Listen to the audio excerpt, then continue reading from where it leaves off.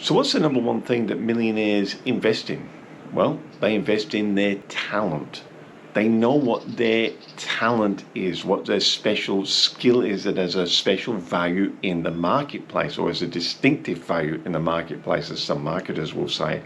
And they invest in that. They're continually improving that.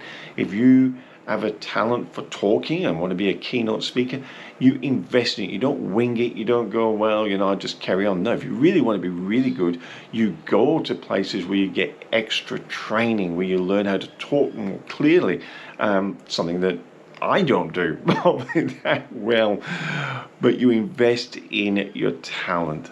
That's the number one thing that millionaires invest in. They invest in themselves, but not just in themselves, in a very specific area, and it's their talents that have a distinctive value to the marketplace. What's your talent? And start investing in that.